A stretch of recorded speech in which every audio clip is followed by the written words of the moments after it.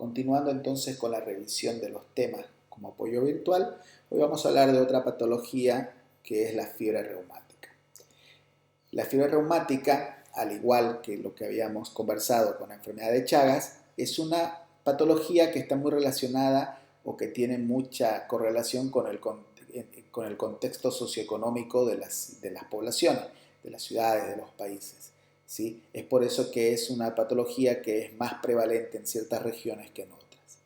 Como definición podemos decir que la fiebre reumática es una enfermedad inflamatoria que es sistémica y que se caracteriza por la existencia de lesiones que pueden afectar al corazón, a las articulaciones, al sistema nervioso central, piel y el tejido celular subcutáneo, como consecuencia o como secuela de una infección faríngea por el estreptococo beta hemolítico del grupo A. El sustrato morfológico será pues una reacción inflamatoria del mesénquima desencadenada en algunos individuos susceptibles por los componentes celulares y o los productos extracelulares de distintos tipos del estreptococo del grupo A. Así pues, la fiebre reumática aguda será una respuesta autoinmune multisistémica a una faringitis que no fue tratada en su momento o la que fue parcialmente tratada, cuya responsable era o fue el estreptococo beta hemolítico del grupo A. Un episodio severo o episodios recurrentes de fiebre reumática aguda pueden ocasionar un daño permanente en las válvulas del corazón. A esta patología, a esta evolución o a esta complicación se la denomina cardiopatía reumática y es el área que en realidad compete a la cardiología, ¿sí?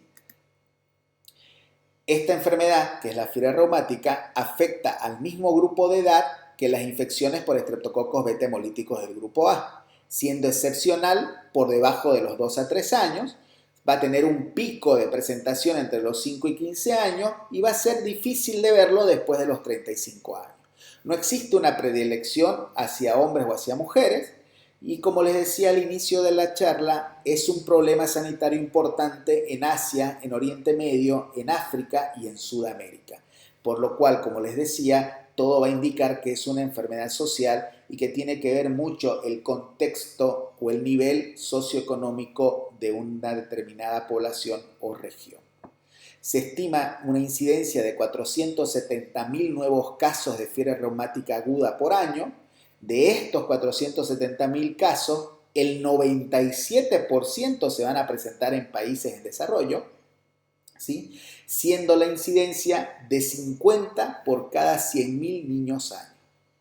A nivel global se estima que existen 33 millones de casos prevalentes y estos serán responsables de 275.000 muertes por año. En esta imagen nosotros podemos ver cómo en Bolivia ¿sí? se presentan más de 500 muertes por año a causa de la enfermedad de fiebre reumática. En cuanto a su etiopatogenia, podemos decir que existe una relación entre la faringitis estreptocócica y la fiebre reumática. La infección debe ser faríngea para que se inicie este proceso reumático. Su clínica será variable y en realidad va a depender de los órganos que se encuentren afectados. Este cuadro clínico irá precedido 2 a 3 semanas antes por una faringoamigdalitis estreptocócica. Habrá un enrojecimiento de la faringe o de las amígdalas, con o sin exudado, petequias en paladar, adenopatías submandibulares o láterocervicales, disfagia, fiebre moderada alta, dolor abdominal y a veces se presentarán exantemas escarlatiniformes. El adecuado tratamiento de la faringitis estreptocócica disminuirá pues la incidencia de fiebre reumática aguda y una profilaxis antibiótica apropiada va a prevenir su recurrencia luego del evento inicial. Por eso es importante el diagnóstico oportuno y sobre todo el adecuado tratamiento, ¿sí? Y si ya pasamos esta etapa ideal, pues hacer una prevención secundaria óptima para evitar su recurrencia. Sobre la patogenia de la cardiopatía reumática, actualmente se la considera como una interacción, hay una relación que existe muy cercana entre los antígenos que son múltiples antígenos estreptocócicos, varios anticuerpos de reacción cruzada, ¿sí? frente a objetivos múltiples inmunes. Las manifestaciones histopatológicas de esta fiebre reumática aguda se van a caracterizar por alteraciones en el tejido conectivo, las cuales son esencialmente similares en los diferentes órganos en los cuales se afecta. Las consecuencias clínicas a largo plazo de la fiebre reumática aguda se relacionan con un daño permanente en el corazón. Y si bien la carditis reumática involucra tanto al pericardio, al miocardio como al endocardio, la pericarditis fibrinosa y la afectación miocárdica intersticial se van a resolver sin un daño residual. Sin embargo, la valvulitis verrugosa se va a asociar con un daño permanente. Con esta valvulitis existe una neoangiogénesis que se va a desarrollar dentro de la sustancia del tejido valvular, lo cual va a introducir más endotelio vascular y más inflamación del colágeno, lo que va a conducir a un círculo vicioso de daño valvular, cicatrización y mayor cicatrización progresiva. ¿Sí? El edema tisular y los infiltrados celulares van a caracterizar esta afectación valvular, la cual puede afectar el borde de las valvas y las cuerdas tendinosas. Y esta inflamación persistente va a causar fibrosis y calcificación de las válvulas, lo cual va a llevar y va a ocasionar o va a desencadenar como complicación una estenosis. Hablando de la presentación clínica y de las diferentes formas de presentación que tiene la fiebre reumática, haremos referencia primero a la carditis. La carditis va a ser el componente más importante de la enfermedad para determinar el pronóstico de los pacientes. Se presenta o está presente en más del 50% de los pacientes y se caracteriza predominantemente por una valvulitis de la válvula mitral. Se presentará pues una insuficiencia mitral en un inicio y menos frecuentemente de la válvula aórtica, presentándose igual en un inicio una insuficiencia aórtica. Las lesiones o las estenosis de las válvulas en esta etapa inicial son infrecuentes. Al examen físico, el soplo de la insuficiencia mitral es o será de alta frecuencia, suave, holosistólico y de predominio apical con irradiación hacia la axila. También se puede presentar un soplo protodiastólico en foco mitral de baja frecuencia que se denomina soplo de Carey-Coombs. Este soplo es un signo de estenosis mitral relativa funcional por hiperflujo diastólico. El soplo que se puede evidenciar o se puede ocultar que esté relacionada con la insuficiencia aórtica será de alta frecuencia, diastólico y se va a oír mejor con el diafragma del estetoscopio sobre el foco accesorio de Herb. La miocarditis se presenta en una primera fase. Se puede observar también taquicardia en reposo en pacientes que no se encuentran con fiebre, se pueden evidenciar arritmias y se pueden evidenciar intervalos PR prolongados. En un 5% de los pacientes se puede presentar una insuficiencia cardíaca aguda.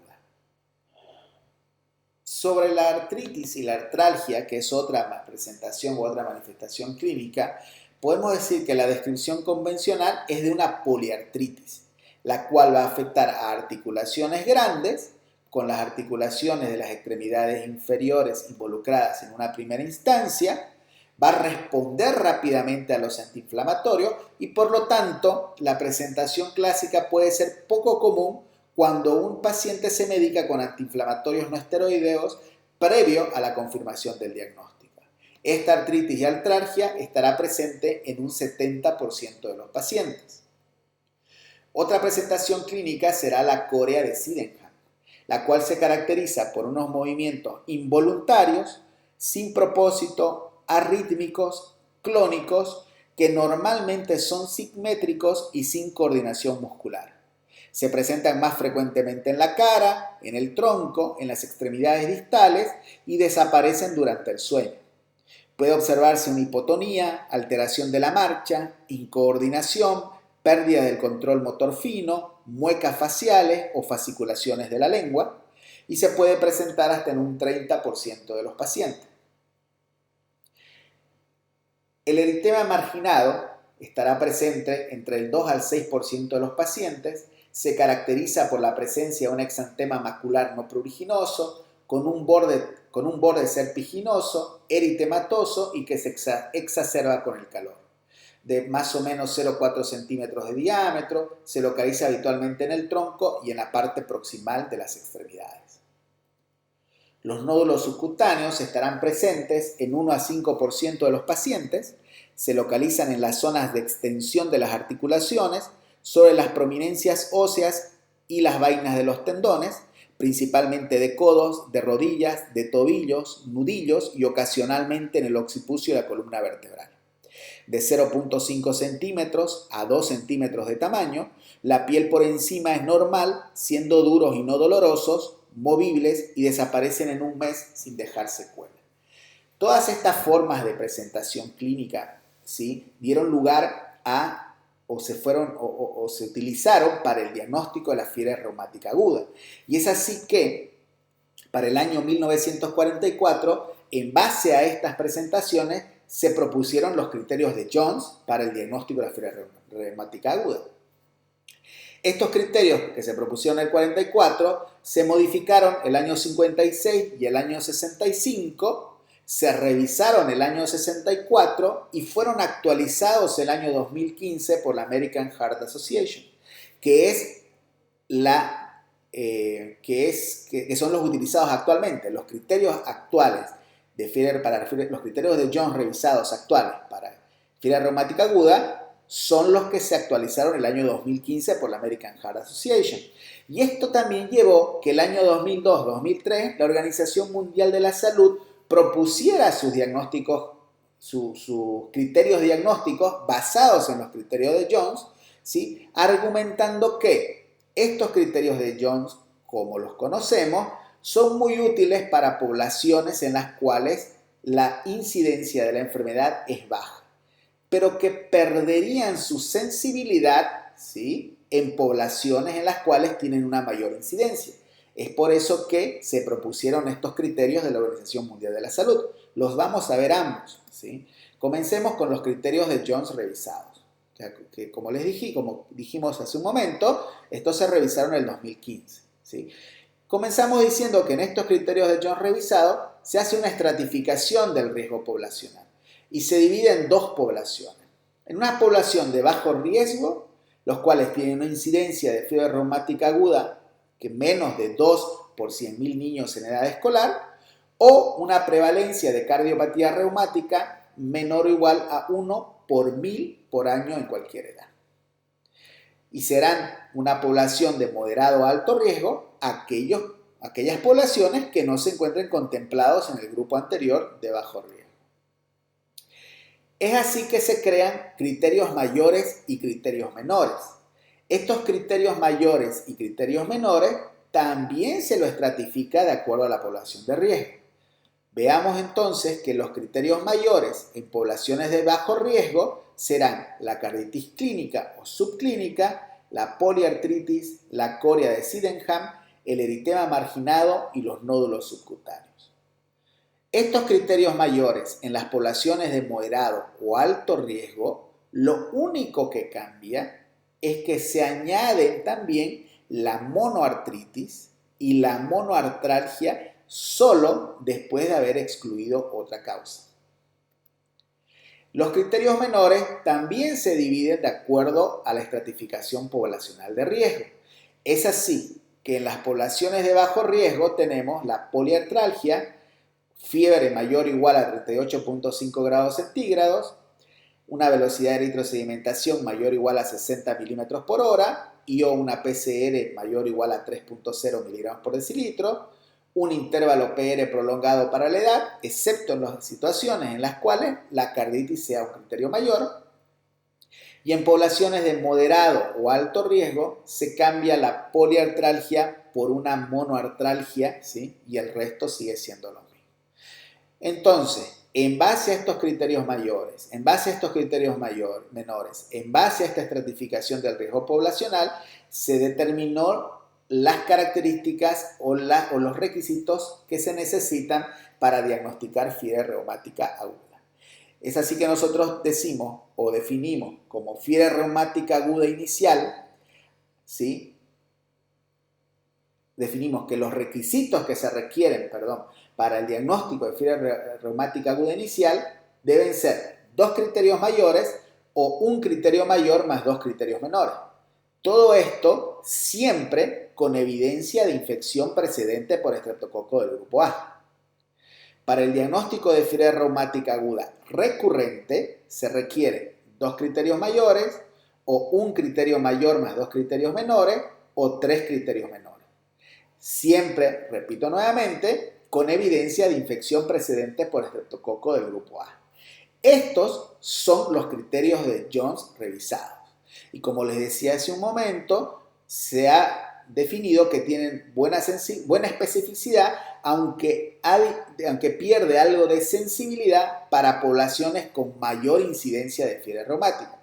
Y les decía que en base a eso, la Organización Mundial de la Salud presentó o planteó sus propios criterios diagnósticos basados en estos criterios de Jones.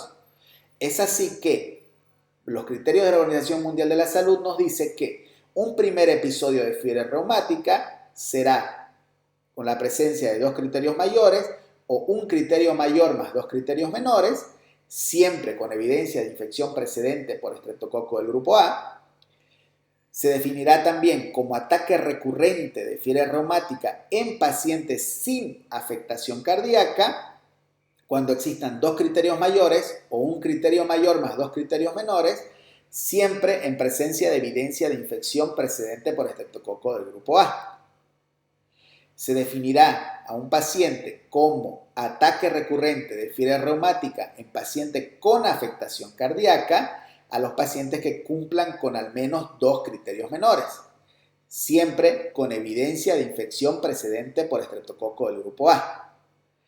La corea de Sydenham no requiere otra manifestación mayor ni la evidencia de infección previa por estreptococo del grupo A para diagnosticar fiebre reumática aguda. La lesión cardíaca inicial subclínica no requiere otras manifestaciones mayores ni la evidencia de infección previa por estreptococo del grupo A para diagnosticar fiebre reumática aguda. Las lesiones valvulares crónicas de cardiopatía reumática, que son pacientes que se presentan por primera vez con estenosis mitral pura, con afectación valvular mixta y enfermedad valvular aórtica, no requieren ningún otro criterio para ser diagnosticado como cardiopatía reumática. Todas estas presentaciones clínicas también tienen sus correspondientes diagnósticos diferenciales, es decir, situaciones que pueden hacer confundir o pueden hacer pensar que estamos frente a la situación clínica de la fiebre reumática. Es así que el diagnóstico diferencial para la poliartritis puede ser la artritis crónica juvenil, el lupus eritematoso sistémico, la artritis séptica, artritis postinfecciosa, crisis de células falciformes, enfermedad del suero, enfermedad de Lyme, gota, sarcoidosis. Para la carditis, los diagnósticos diferenciales serán endocarditis infecciosa, miocarditis vírica, enfermedad de Kawasaki u otras miocardiopatías. Para los nódulos subcutáneos serán su diagnóstico diferencial la artritis crónica juvenil, sarcoidosis, xantomatosis. Para el eritema marginado será la enfermedad de Lyme, la artritis crónica juvenil, sífilis, tiña, enfermedad del suero, eritema multiforme, púrpura de John Langenhoek. Y para la corea de Sydenham será la enfermedad de Wilson, enfermedad de Huntington, temblor familiar o reacción de ansiedad. ¿Y cómo hacemos el tratamiento antibiótico de la fiebre reumática? Para el tratamiento antibiótico de la fiebre reumática nosotros podemos hacer uso de la penicilina benzatínica, de la penicilina B, de la amoxicilina, cefalosporinas de primera generación, eritromicina, clindamicina, acitromicina o claritromicina. Y ya para la prevención secundaria podemos recurrir nuevamente a la penicilina benzatínica, a la penicilina B, a la sulfadiazina o a los macrólidos en aquellas pacientes que sean alérgicos a las penicilinas, ¿sí? Será un antibiótico de elección. En relación o en cuanto a la cardiopatía reumática, En el 95% de los casos de estenosis mitral, la responsable será de la fiebre reumática. Es por eso que hoy nosotros, frente a un paciente con estenosis mitral, nosotros debemos sospechar fiebre reumática hasta que se demuestre lo contrario, ¿sí? La estenosis mitral pura ocurre en casi 40% de los pacientes con cardiopatía reumática. Es más frecuente la doble lesión valvular y en el 38% de los casos de estenosis mitral hay compromisos de otras válvulas. Habrá compromiso de la válvula aórtica en un 93% de los casos, de la válvula tricúspide en un 6% de los casos y tanto de la válvula aórtica como de la tricúspide en un 1% de los casos. ¿Cómo hace esta evolución? ¿Cómo es la evolución de la enfermedad, de la cardiopatía reumática del daño valvular? En un inicio pues se presentarán unas valvas engrosadas de forma difusa por tejido fibroso, evolucionará hacia la fusión de las comisuras mitrales, fusión y acortamiento de las cuerdas tendinosas.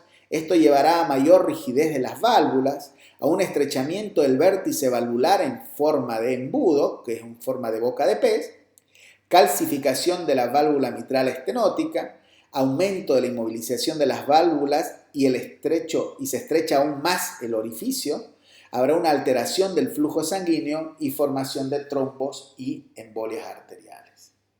Si bien esto lo vamos a ver en el tema de valvulopatías, una pequeña aproximación es que a la estenosis mitral la podemos clasificar según el área valvular o según el gradiente transvalvular. Es así que decimos que el área valvular normal será de 7.8 más menos 1.9 centímetros cuadrados y la severidad se clasificará en leve, moderada, severa, donde leve será un área valvular de 1.6 a 2.0 centímetros cuadrados con un gradiente menor de 5 milímetros de mercurio. Será de grado moderado cuando el área valvular sea de 1 a 1.5 centímetros cuadrados, obviamente, con un gradiente de 5 a 10 milímetros de mercurio, y será severa cuando el área valvular sea menor de 1 centímetro cuadrado y un gradiente mayor a 10 milímetros de mercurio. En base a esto nosotros nos plantearemos el tratamiento, ¿sí? Y diremos que si la estenosis mitral es moderada a severa y el paciente está asintomático, haremos seguimiento de este caso. Si el paciente está sintomático y se encuentra en una clase funcional 2, nosotros nos replantearemos si la anatomía es favorable para la valvuloplastia. Si la anatomía no es favorable para una valvuloplastia, nos quedará simplemente realizar el seguimiento del paciente. En cambio, si la anatomía es favorable para una valvuloplastia, deberemos proceder con la misma. En caso de que los pacientes estén sintomáticos en una clase funcional 3 a 4 y la anatomía sea favorable para una valvuloplastia, podemos proceder hacia una valvuloplastia. Sin embargo, si no es favorable para una valvuloplastia la anatomía, pues deberemos realizar el reemplazo de la válvula mitral. Pero como les decía, esto lo vamos a ver con más detalle en cuanto veamos el tema de valvulopatías. Esta es la breve revisión de fiebre reumática, que es parte de la clase de enfermedad de Chagas. Simplemente he tratado de dividirlo para que sea más cómodo su visualización, su escucha. De esa forma no es tan pesado y podamos después interactuar en los foros del aula virtual. Nuevamente les agradezco por su atención y les oriento que complementen la lectura con los libros de texto.